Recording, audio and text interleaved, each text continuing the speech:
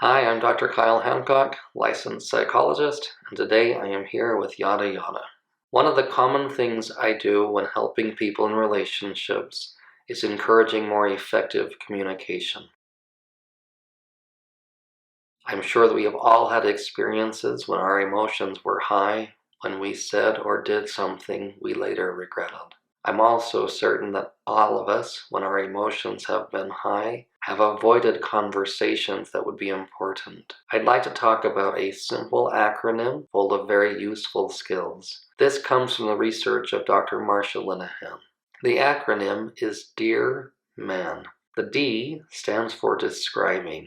The goal with this first step is to describe in observable fact an event or an experience or a behavior or a feeling or a thought. The goal with being descriptive is to avoid any subjectivity, avoid opinion, avoid judgment, and speak only to the things that are observable, identifiable.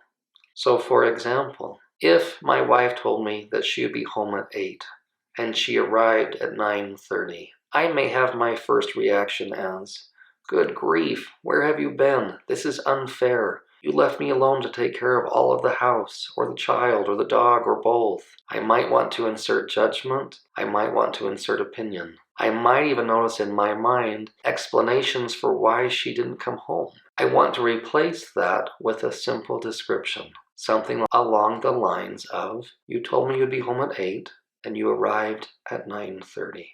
That's it. With the description, our goal is to be as direct and succinct as possible. Once we've described the situation, we move on to expressing our opinion or expressing our feeling. The key here is to own a feeling as such. If I start the sentence with "I feel," the next word should not be "like," because that's essentially corrupting a thought and pretending it's a feeling. If I say, for example, "I feel like you're a jerk," what I'm really saying is, "I think you are a jerk."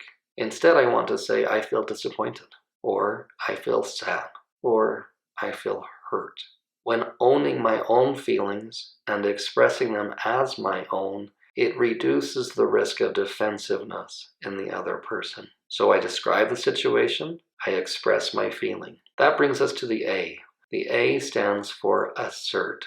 This is where we make a request. This is the point at which we ask for a change in behavior. In my example, you told me you would be home at 8. You arrived at 9:30. I felt frustrated, discouraged, and annoyed. I would appreciate it if you're going to be late in the future that you would please call me. Or I would really like it if you could please do your best to stick to the original plan.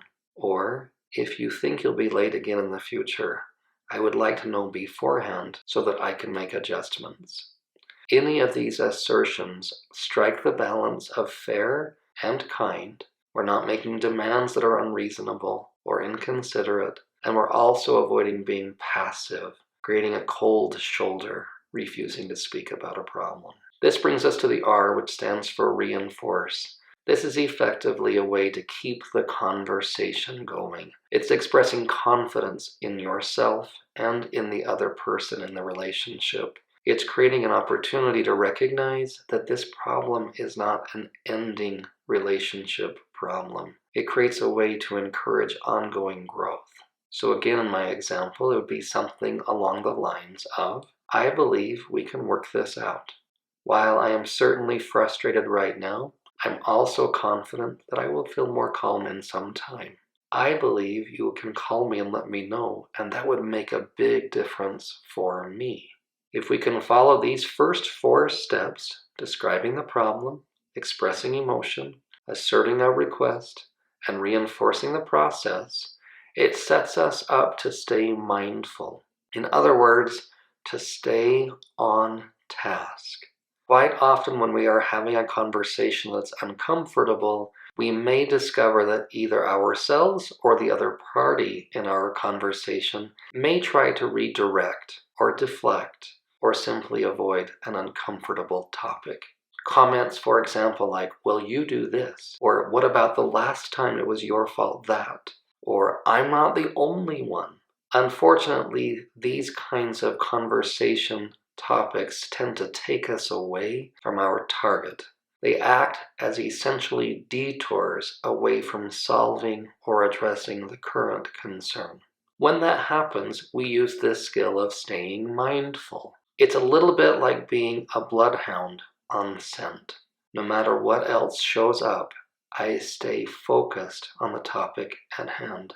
Again, in my example, if my wife were to say to me, "Well, last night you were late," my response might be, "That is a very valid point. I would love to talk about that with you in just a moment. Right now, however, I would really like us to solve the current problem that we brought up." Another approach might be, "I see that that's important to you, and I would be more than happy to address my behavior also once we have gone through this part of our relationship, or once we have resolved this specific problem." The A stands for appearing confident. The goal here is to communicate confidence in yourself, in the other party, and in the process of working together to negotiate, which is the N, a responsible, reasonable, and effective solution. So to put it all together, in my example, it would be something like, "Honey, you told me you'd be home at 8. You came home at 9:30. I felt frustrated and discouraged, annoyed. I would really appreciate it if next time you could please let me know if you're going to be late so that I can make adjustments.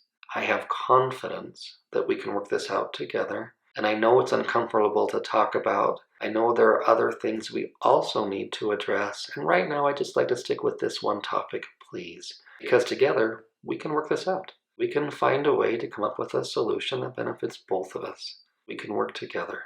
By following these simple 7 steps, we reduce conflict in relationships, and more importantly, we also increase the effectiveness of solutions. When we find answers that work for each person in a relationship, we see so much greater outcomes. We find much greater satisfaction and much lower tension.